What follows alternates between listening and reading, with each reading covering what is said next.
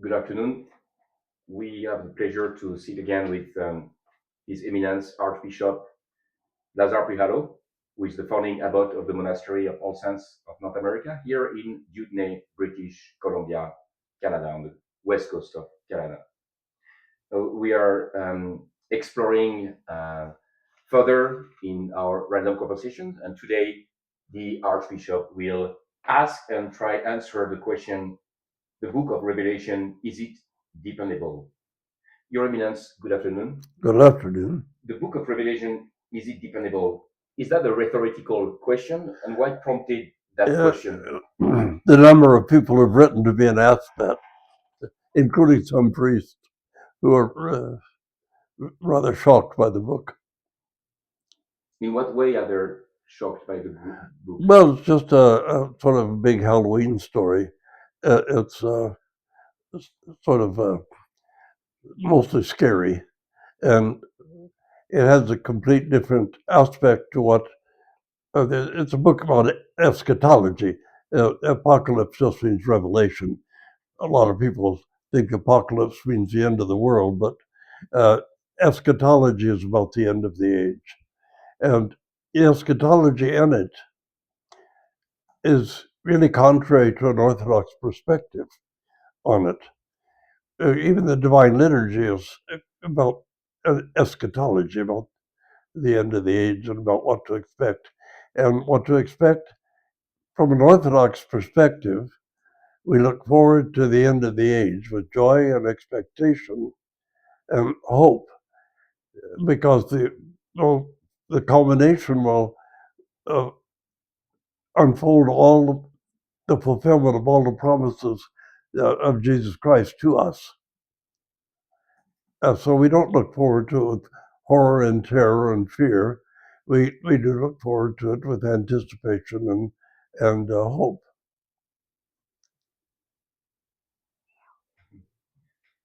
And you mentioned that it's a Halloween story, I guess tongue in cheek or not.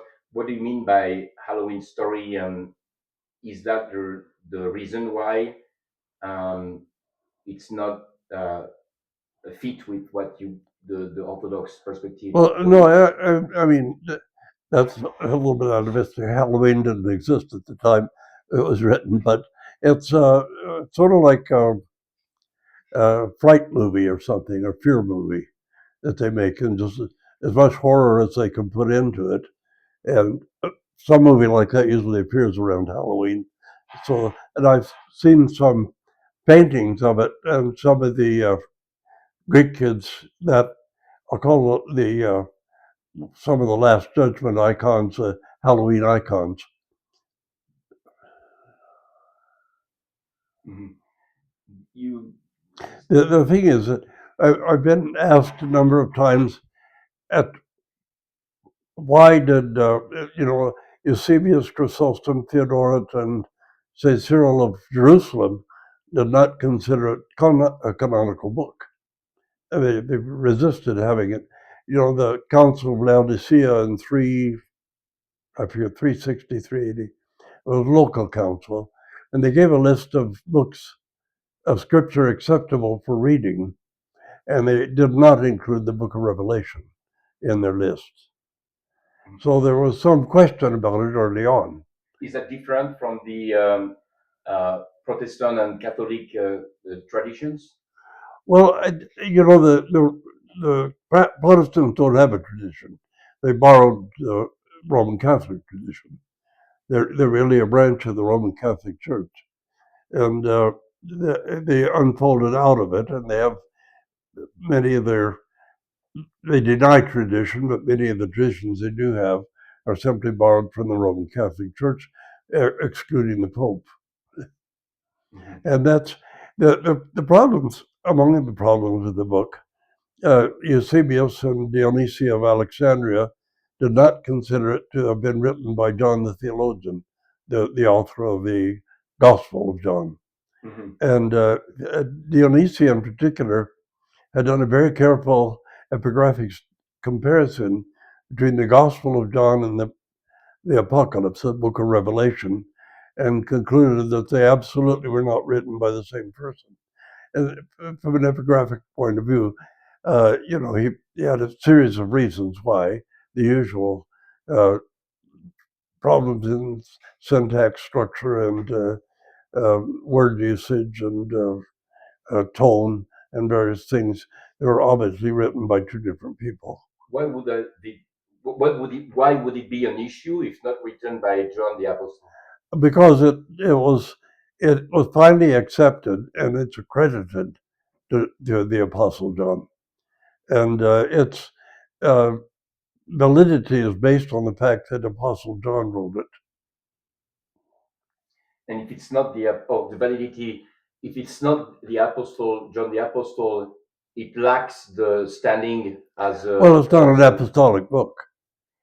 And it is considered by the Therefore, Catholic it wouldn't be. some Well, how it's considered isn't the issue. It's how the background of it and why it finally ended up in the canon of Scripture. It was some sort of a compromise about including it in the canon of Scripture. And I believe the Latins wanted it in, and some Greek fathers did not accept it as canonical. Eusebius asserts that it was written by somebody named John the Elder, and not John the theologian, the author of the Gospel. But there's certain internal aspects of it as well. First of all, it's difficult to see how somebody can confess that God is omnipotent, and yet had to go have a full battle in the sky before he could defeat Satan, that his will wasn't sufficient for it. Mm-hmm. Mm-hmm. We have maybe John the Elder is calling you to say keep the book in the Bible, but that's raised the question of what does it take once we establish, let's say that because it's not who is purported to have written, who did in fact write it, it's not dependable as the description of that war in the heaven is taken directly from the friezes on the temple of Zeus or Jupiter in Pergamon, and it depicts a war between the Titans and the Olympians, and that description in the Revelation is taken directly from the pagan temple. And the other thing is, the book is as dualistic as, at least as dualistic as Zoroastrianism is, because the devil and Satan and God are almost equals. Otherwise, they wouldn't have to have a physical war in heaven to see which one would win. God would simply have willed it one way or the other. Nothing would have happened. There was no need for the war in the heavens. And also the two manuscripts that disagree, the older manuscripts seem to say that the mark of the beast is 616, and the later ones say 666. And that was understood even at the time to be the grammatica for Nero Caesar. And the reason Nero would have been centered on Nero is because he would have been the one who likely killed Peter and Paul under his reign, either him or his successor, Caligula or somebody, but it was under Nero, and so the grammatica for it is generally understood as Caesar Nero.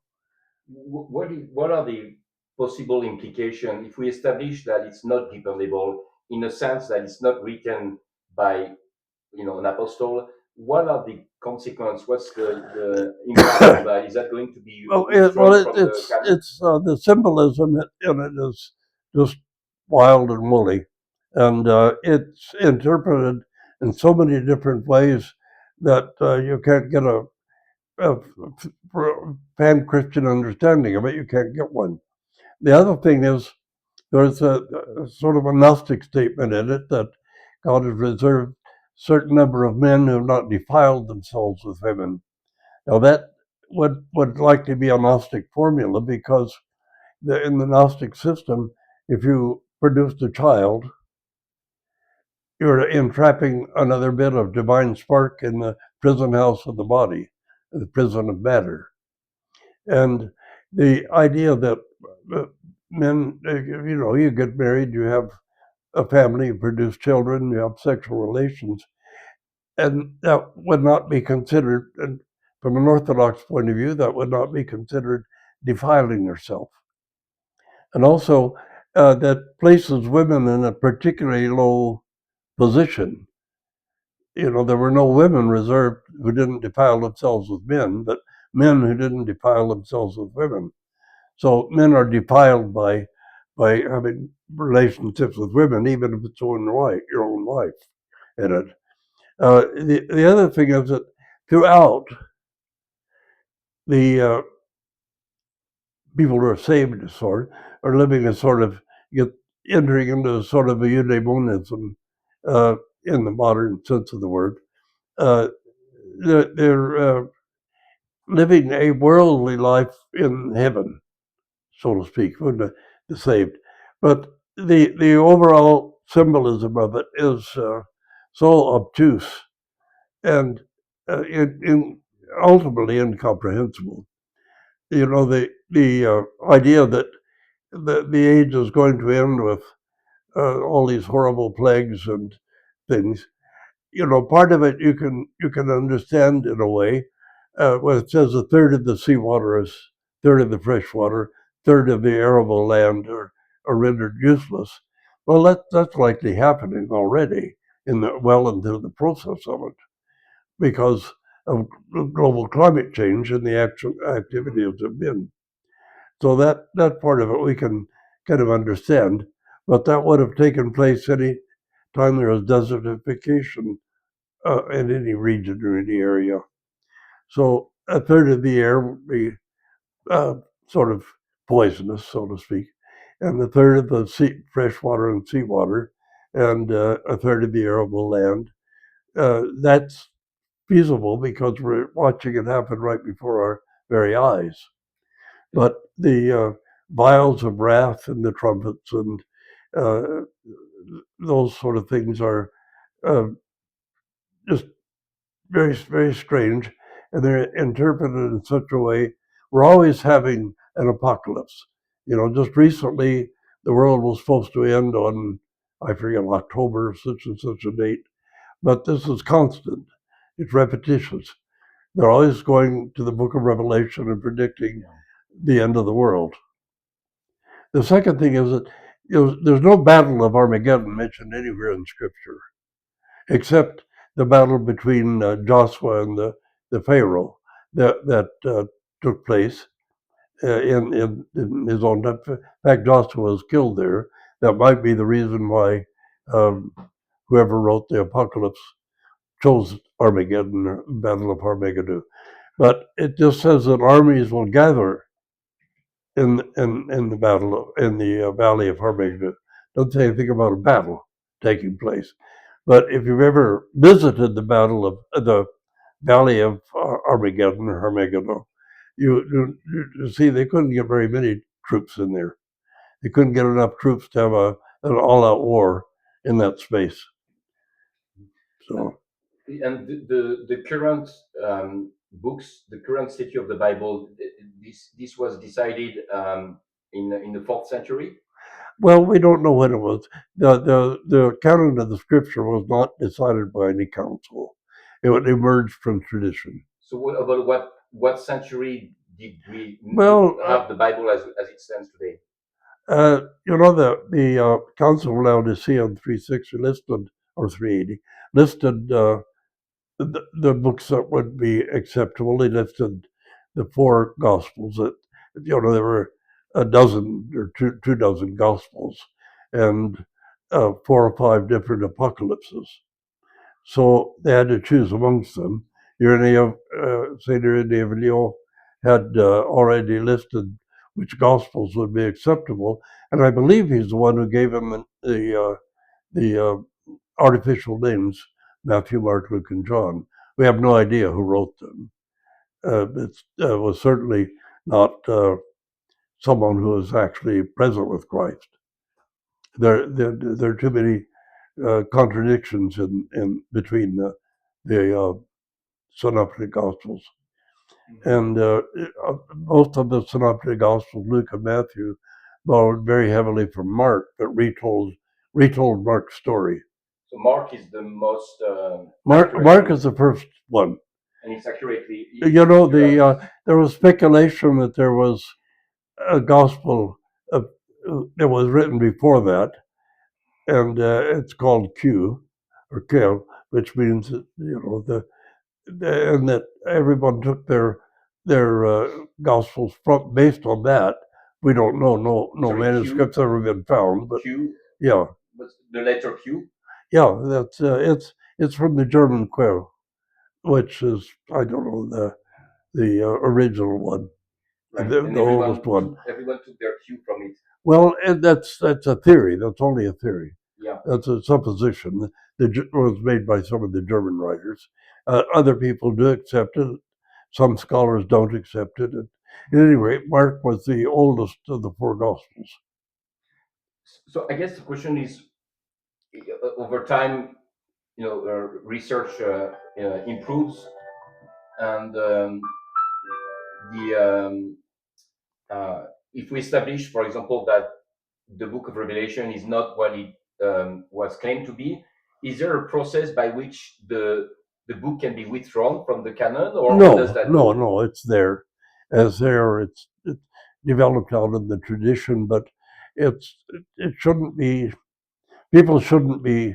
In the Orthodox Church is never ever read during the divine services, and many of the liturgical epistle books that where we take the daily reading from don't even include the Book of Revelation. Can you maybe just clarify for the non-Orthodox what do you mean by divine services? Liturgies. Just the liturgy. Yeah, the liturgy. You always have a reading of the Gospel and Apostle in the liturgy, but the Book of Revelation is never read, and it doesn't even exist in many of the liturgical books, epistle books. So, and we never preach sermons on it, and we've had some writers over the years who have tried to speculate about the meaning of it, and they come up with some very ludicrous and ridiculous ideas. But that's the trouble with it. It lends itself to so many interpretations, but it always makes the culmination, the eschatology, a horror show, something wretched and terrible, and God reaping vengeance on the earth and mankind, something completely ungodly, contrary to the nature of God and contrary to Jesus Christ. So it presents a lot of problems. I know a lot of people want to take it seriously, but they want their interpretation of it to be what's taken seriously. And the interpretations themselves are often gross and almost ludicrous. So it is likely that over time it will continue occupy a lesser role into. Well, it occupies apocalyptic sects a great deal, like evangelicals and many Protestants. They hang their fear on the Book of Revelation, and they come up with all manner of different interpretations of it, and it's always, oh, the Antichrist is here, the Antichrist is here. Even the Pope thinks the Antichrist is on earth, and you get such stories. I remember the story about a pastor's son who was come home from school, was asked what he learned that day, and he says, "Oh, I learned that the Tigris and Euphrates rivers were completely drying up. That's because China is going to attack Israel on horseback, and they have to be able to ride across the Tigris and Euphrates on horseback, because the whole Battle of Armageddon is going to be on horseback Mhm. with fire-spitting locusts. Mhm. And so you get people preaching this whole Gog and Magog message. That has to be Moscow. It has to be the Russians. So the Russians are going to come in war against Jerusalem. Of course, and they say the book says that the blood flows as high as the horse's bridle. Therefore, it's obvious the whole battle is going to be fought on horseback. And of course, the Cossacks are great horsemen, so they're probably going to be the ones who come down from Message and Tubal and uh, Gog and Magog and attack Israel. So all the Chinese, all the Russians are going to gather in the Battle of Armageddon, and a couple of million soldiers, and the valley won't even hold that many. But so all the speculations that come about from the Book of Revelation. I remember a Pentecostal prophet, so to speak, who called himself a prophet. He understood that after the Chinese conquered Jerusalem, they're going to attack America and set up guillotines all across the country and guillotine Christians, remove their heads. And you just get these endless contradictory speculations about the book, which do no favors to the Christian faith because they cause people to doubt. Is the Book of Revelation somehow also behind or fuel or shaping the Christian Zionist views? Oh yeah, Does it have a directly role? shaping Christian In Zionism. what way? Well, all the Jews are supposed to return to Jerusalem and rebuild the temple before Christ has permission to return. Mm-hmm. So it contributes to the belief system of the Christian Zionists and Yeah, their agenda. to the exaltation of reborn Israel. I mean, the thing is, Israel disappeared about 700 BC, and it never appeared again until 1947. Mm-hmm. So the continuity is not there. There's a reason why the religion is called Judaism instead of Israelism, Mm-hmm. because it was founded in Judea and came forth from Judea. Mm-hmm. So Mm-hmm. the Jewish religion as an organized religion is not that old. It was finally sort of started being brought out around the year 500 in the Babylonian exile, and was really rounded out during the Hasmonean period, around 200 years before Christ. Before that, there was Yahwism, but Yahwism was not monotheistic; it was henotheistic. That each country had its own god, and the god of each country is perfectly valid. But Israel was not to have any of these gods before Yahweh. Yahweh was supposed to be the only one for Israel. Mm-hmm. That's even the Ten Commandments is not monotheistic. Mm-hmm. But the Book of Revelation scrambles the whole rest of the Bible. It's the kind of uh, apocalypticism that appeared in it.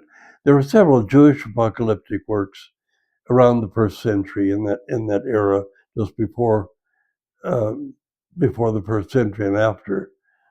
You have the books of Enoch, which appeared at about that time, the book of Esdras, and several other apocalyptic texts. The book of Jubilees appeared around that time, and others. And even Apostle, the Jude or James quotes, I think James quotes from the apocalyptic, the apocryphal book of Enoch. Mm-hmm. So it was taken by a lot of Jewish apocalypticists, especially what we call eschatologists, were taking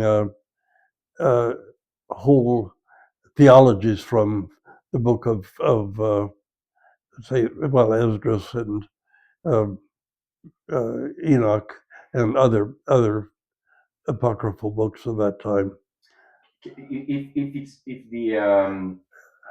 the Revelation, the Book of Revelation, is not the appropriate eschatology. You mentioned at the beginning what eschatology means from the Orthodox perspective. Can you say a bit more about where is that eschatology to be found in the canon? Yeah, no. In the Divine Liturgy itself is a proclamation of our eschatology. So we're partaking of the heavenly banquet in it. But there's no details about how it's gonna. Well, you'll find in the What's father, gonna happen. you'll find in the fathers of the church. You won't find any sort of magnificent structure. So it doesn't. There's no indication that it will happen through a violent process like it is in the Book of Revelation. No, there's no indication like that in any Orthodox sources. And those sources are coming from the founding fathers of the church.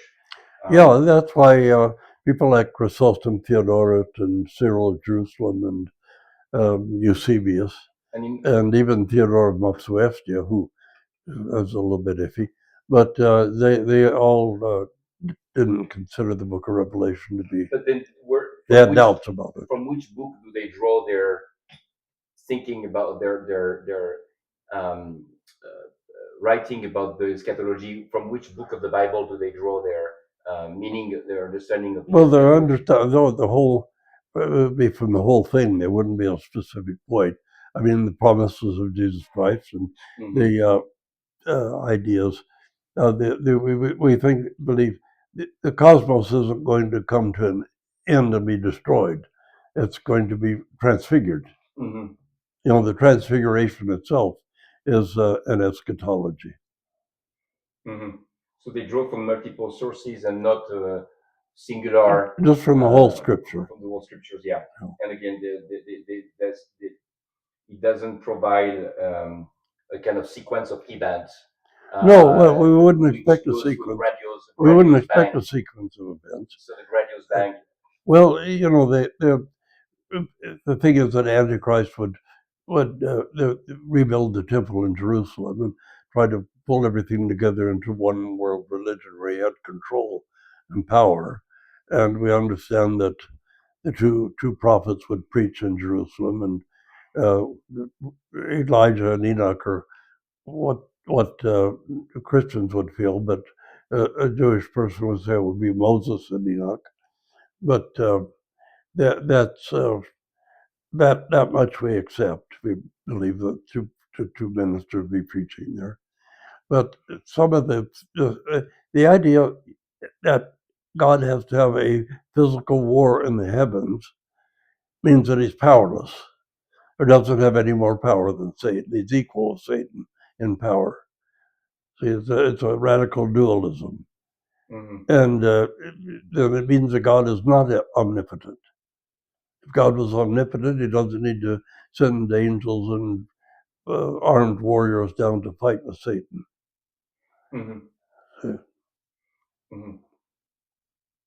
Thank you, Your Eminence.